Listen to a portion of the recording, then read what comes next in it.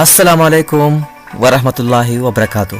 درنو ملګرو، نن یو ځل بیا ماهر افغان تاسو ته د سی ام ډي کورس په نهمه ویډیو کې را حاضر شوی دی. ملګرو، نن په موږ یو ډېر پراخه موضوع باندې خبرې کوو چې هغه د انکرپشن څه ته ویل کېږي او په سی ام ډي کې کوم امرونه موږ سره کومک کوي چې انکرپشن دپاره وکاروو.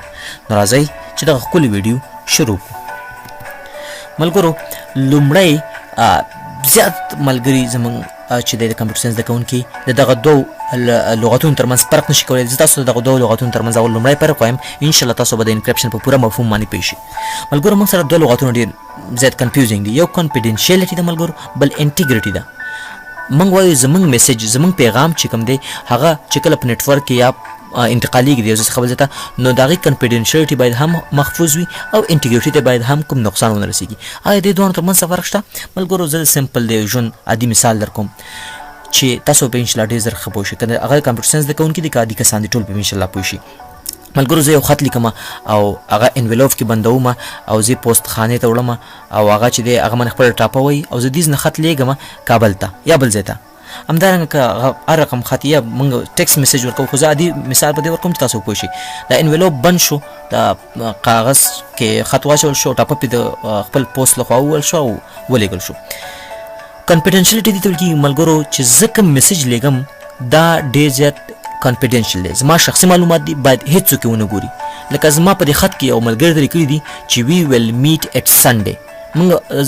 ما او تا به سره د سنډے په ورځ ملاقات وکړو. ملګرو، دا معلومات چې لیږل کېږي دا باید په لاره کې هېڅوک هم ونه ګوري. دا باید په لاره کې څوک ونه ګوري. ملګرو، څوک باید په دې پوه نه شي چې ما او ملګری مې د شنبې په ورځ سره ملاقات کوو. دغه ته ویل کېږي کنفیډنشیلټي. ملګرو، همدارنګه انټیګریټي څه ته ویل کېږي؟ انټیګریټي کې ما هغه ته لیکلي دي وی ویل میټ ان سنډے. هماغه جمله ده. خدای ناخواسته داسې ونه شي چې په لار کې دا میسج د کتو سره علاوه څوک راپاسېږي او د زما میسج ته نقصان ورسوي او هغه چینج کړي ولیکي چې وی ویل میټ ایټ فرایډے. موږ به د جمعې په ورځ سره ملاقات وکړو. ما ورته سنډے ښودلې ده. نو ما سره کوم میسج لیږلی ده او هغې ته څنګه میسج ورسېدو؟ په میسج په انټیګریټي ته نقصان ورسېدو او د میسج په اصلي محتویاتو کې فرق رالی. دې ته انټیګریټي ویل کېږي. ملګرو، نو دا باید پته ولګېږي چې میسج چینج شوی دی. او کنفیډنشیل دې ته ویل کېږي چې دا میسج باید څوک ونه ګوري، که وم ګوري هغه پرې باید پوه نه شي. نو د کنفیډنشیلټي لپاره ملګرو چې موږ غواړو زموږ میسج کنفیډنشیل شي، دې لپاره انکرپشن دی. ملګرو، انکرپشن همدغه ته ویل کېږي. په انکرپشن باندې به ډېرې زیاتې خبرې دي ملګرو چې دا د کریپټوګرافي اړوند دي چې هغه څه رقم انکرپشن کارول شوی دی. آیا سبسټیټیوشنل دی یا ون ټایم پیډ دی یا مختلف ډېر انکرپشن میتودز دي موږ سره. نو مختلف پروتوکول به دلته کار کوي لکه ایډوانس انکرپشن سټنډرډ AES یا نور موږ سره دلته پروتوکول دلته کار کوي.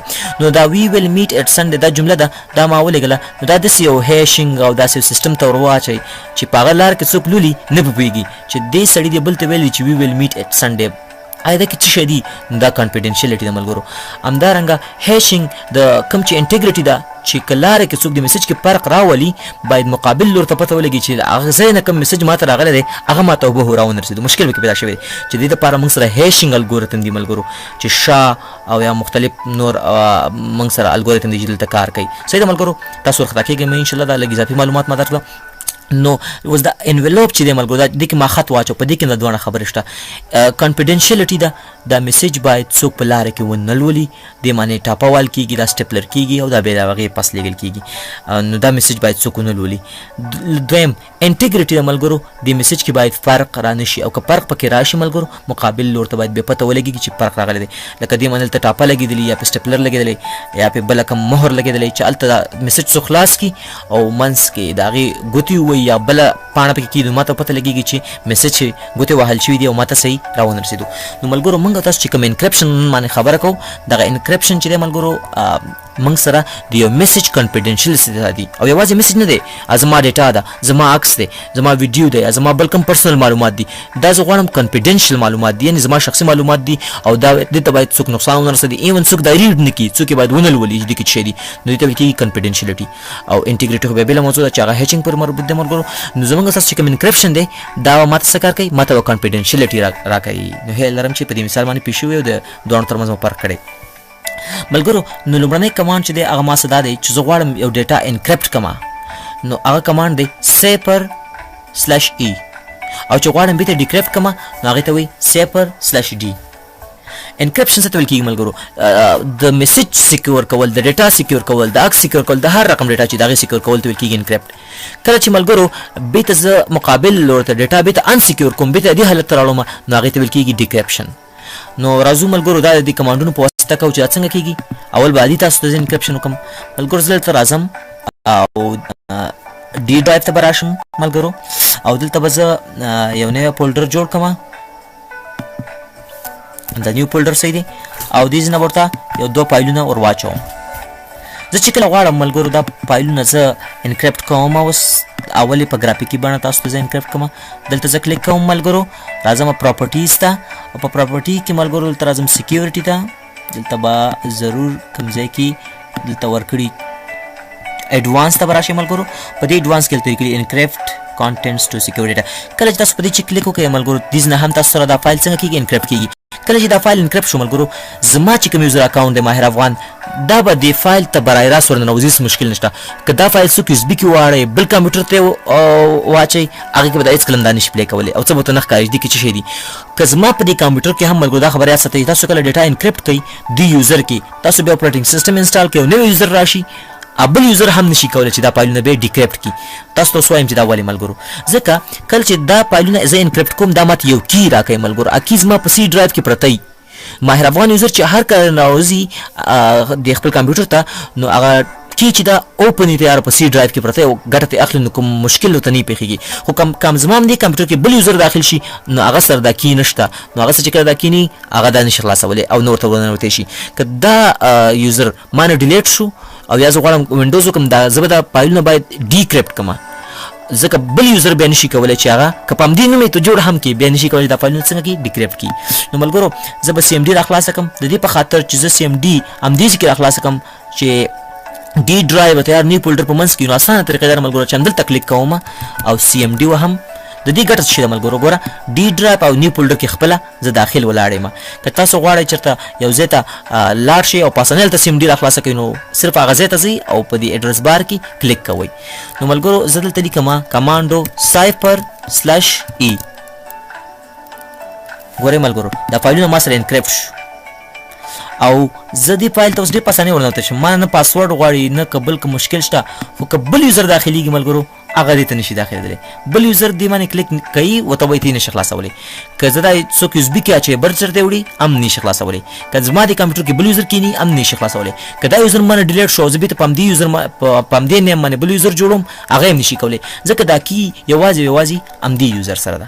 هو که ته دا کی بیک اپ کړي په سی کې دا سی ډرایو کې دا کی پرته او بیک اپ کې ځان سره USB کې واچي بیا کولی شي په هغه کې باندې هر یوزر چې هغه کی ترلاسه کړه بیا کولی شي چې هغه څنګه کړي دا فایلونه ډیکریپټ کړي. دا اوس انکریپټډ حالت کې دا کمانډ ملګرو کمانډو cipher/e. که چېرته زه cipher/c وایم نو زه بیا معلومات ترلاسه کوم د دې باره کې چې ما سره څو فایلونه اوس انکریپټ شوي دي. نو زه به راشم وبه لیکم cipher/c. ما ته وایي دلته ملګرو معلومات راکوي، ما ته زما فایلونه چې کوم انکریپټ شوي دا برکې معلومات راکوي چې نیو فولډر ته راغلی انکریپټ یو فایل انکریپټ شوی دی فرست سیمسټر ابریویشن دغه فایل دی او دا کمپیټیبلیټي لیول دی. همدارنګه یوزر هو کن ډیکریپټ دا به ته څوک ډیکریپټ کولی شي یوازې ماهر افغان او بس بل څوک نشي کولی. کمال ګورتم کارول شوی دی AES ایډوانس انکریپشن سټنډرډ. کی لینث پکې څومره کار شوی 256 دا انشاءالله غټې خبرې دي. نیټورک انجینران کریپټوګرافي ته لاړ انشاءالله بیا بلته ولولئ. دا دې باره کې معلومات شو. نو ملګرو که زه اوس غواړم بېرته چېرته څه وکړم دا فایلونه زه بېرته ډیکریپټ کړم نو د هغې دپاره کمانډ چې دی ملګرو کمانډ به بېرته همدغه کمانډ ووهئ cipher/d. دې سره بېرته ډیکریپټ کېږي ملګرو. نو که زه راشم بېرته فایلونه ډیکریپټ شوي. اوس که هر څوک رانوځي او د فایلونه اکسس کوي اکسس کولی شي. څوک USB کې اچوي چېرته وړي وړلی شي هغه یې هلته کتلی شي، بل یوزر یې هم کتلی شي، ځکه دا ما بېرته ډیکریپټ کړل. ډیکریپټ معنا انسیکیور مې کړل.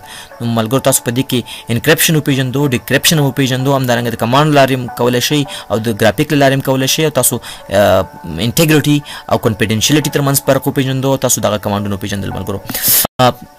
په دې پسې ملګرو دغه کمانډ دی چې دا ډېر زیات کمانډ دی او اوس که دا کمانډ تاسو زه وایم ملګرو د دغه مفهوم یې زه ونه وایم نو دا تاسو به کوم ګټه نه کوي. نو دا د بیت لاکر کې استعمالیږي او بیت لاکر څه شی دی راتلونکي ویډیو دا به ان شاء الله راتلونکي ویډیو ته پرېږدو. صحیح ده ملګرو.